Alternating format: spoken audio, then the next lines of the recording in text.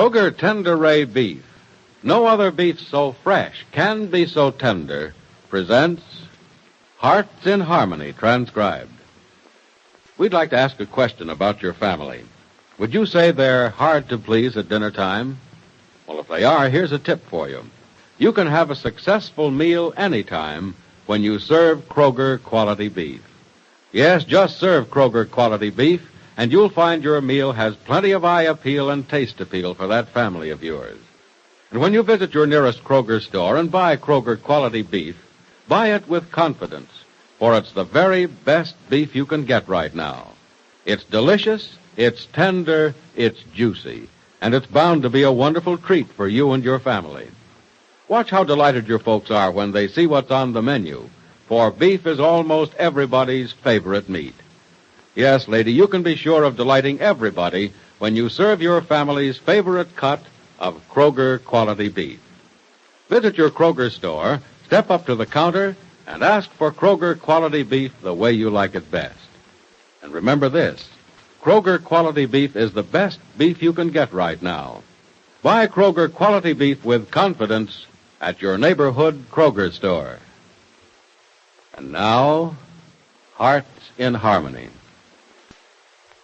Fearful of Freddie Lang's reaction after the bank's refusal of an important loan, Penny Gibbs was upset even before she learned that Alice Keith had died. And now the next day, Nora Williams comes to her with more bad news. It's about Daddy, Miss Gibbs. What's the matter, Nora?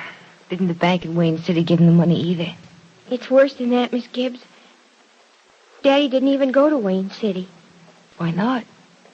Doesn't think there'd be any use. Well, Nora, how does he know until he tries? I asked him that, too, when I went to see him yesterday, but he said there's no use trying. Well, that's very silly. He ought to know that. You don't understand, Miss Gibbs. Daddy's being the way he used to be all the time, not caring about anything. Oh, it's just awful. But, Nora, he shouldn't feel that way. If he'd keep trying, he'd get the loan somewhere. If he'd keep trying, but he stopped already, and he's not going to try again. He's just sitting out there at the farm the way he used to all the time. Just sitting and doing nothing, not even thinking. Well, something has to snap him out of it. He can't be this upset when only one bank's refused him. It's as if he'd been turned down by 1,000 banks, Miss Gibbs. Oh, I thought Daddy had changed, but he hasn't. I thought he was so excited about opening the dairy with Freddie that he'd never just sit and do nothing again. But I was wrong, I guess. Maybe you're not wrong, Nora. Maybe this is just a passing thing.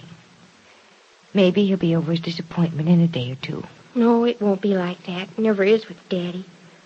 He thinks the whole world is against him now, and there's nothing anyone can do or say to change his mind. Well, we have to do something then, Nora.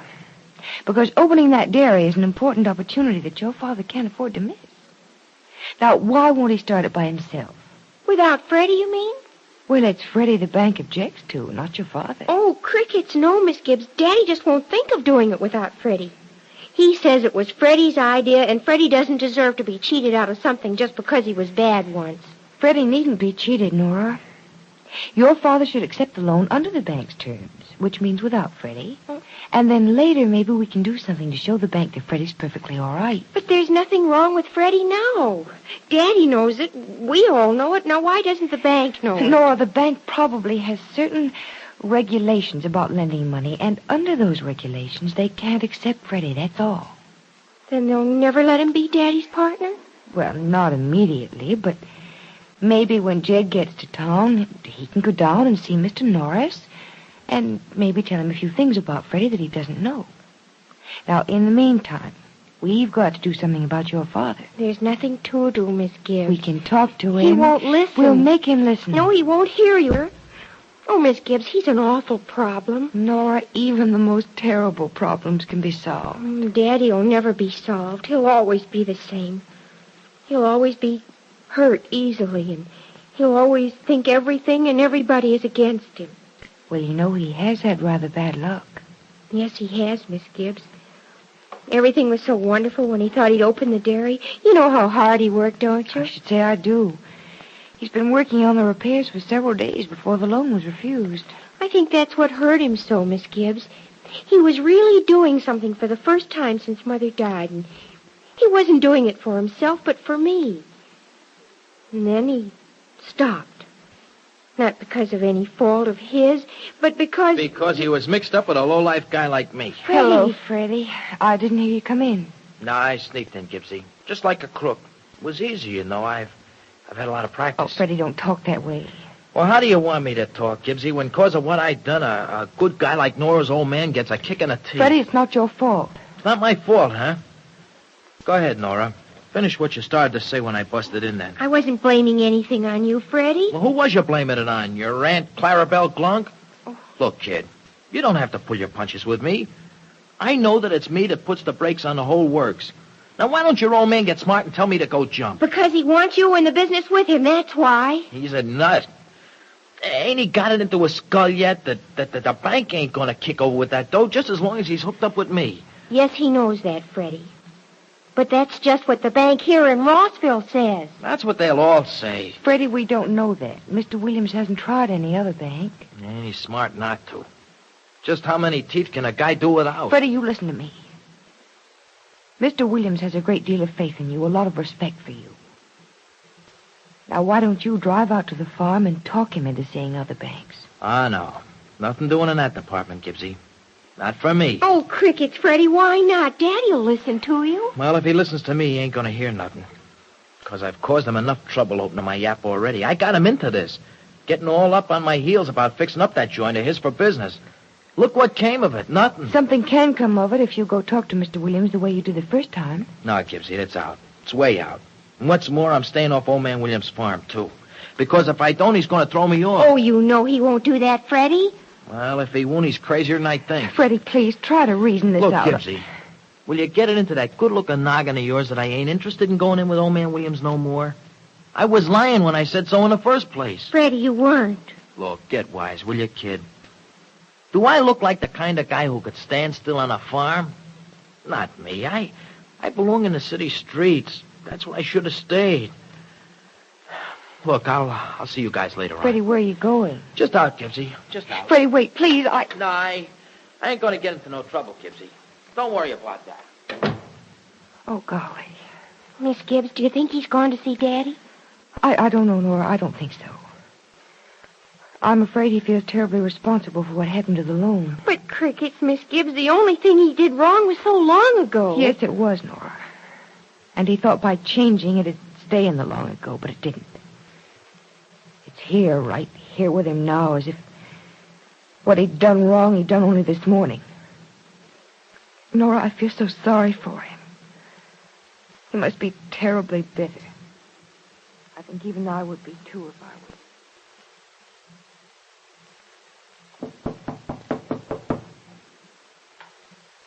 Come in. You, Mr. Norris?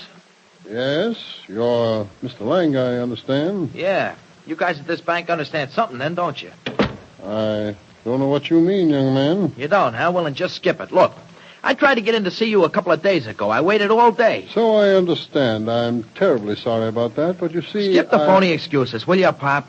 I know why I couldn't get in here. It's because you didn't want to see me. Young man, this is a bank. We're busy here. We have no time for I that know sort of- you ain't got no time except to cock those halos over your head and kick other people around. What do you mean? I mean that you put the clamps on that dope old man Williams without even giving him a chance. Oh, now I know who you are.